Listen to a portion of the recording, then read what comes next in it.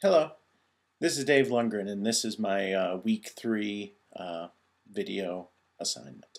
First off, I'd just like to comment upon this reflection assignment itself. I've really enjoyed doing these and the opportunity to sit down on Sunday of each week to think about what we've covered and the games we've played and try and assemble that all together in a meaningful way in my own mind has been very helpful. And it's certainly highlighted for me, again, the importance of reflection in the learning process. And I think in many times we don't do a good job as instructional designers always of designing in that reflection period. So very, very interesting assignment, and thank you for coming up with it. And I intend to steal this idea for future courses. Thinking about the games we played this week, Quest Atlantis. Really thought a lot about comparing that experience to the RuneScape game. These games certainly have very different goals. RuneScape is to be a commercially successful game where people enjoy playing it and are willing to pay for it. Whereas Quest Atlantis, certainly the objective is to build a powerful learning environment for children and young adults. But given those different goals, the gameplay is so similar. I mean, the basic structure and function and what you do, you're going on quests or you're going on missions, are so similar.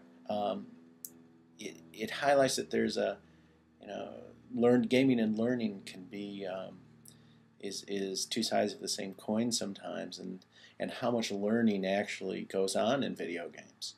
And the fact that I think game designers have, whether they realize it or not, have some real instructional design skills as well.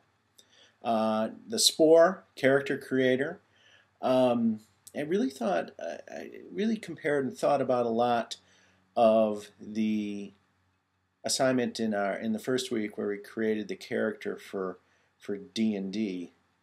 And obviously that was more the history of the character. Spore was more the appearance and maybe some of their abilities, depending on how you designed your character.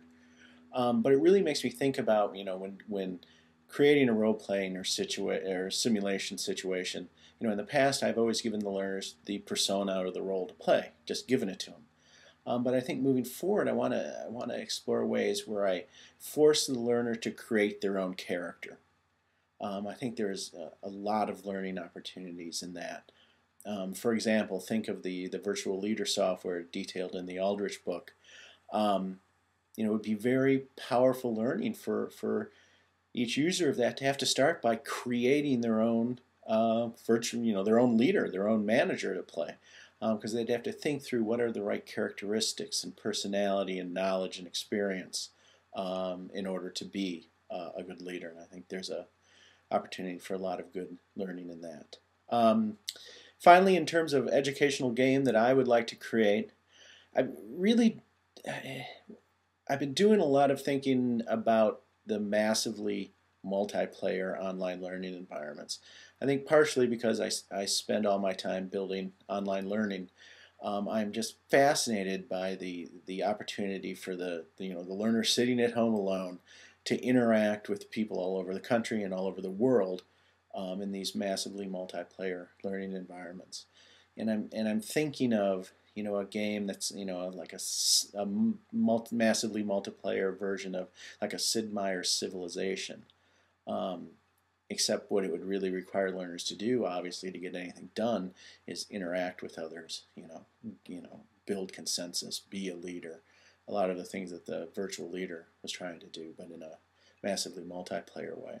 I think there'd just be untold opportunities for learning in there by creating different tasks and challenges for the learner to do. So, my thoughts on week 3. Looking forward to World of Warcraft next week. Bye-bye.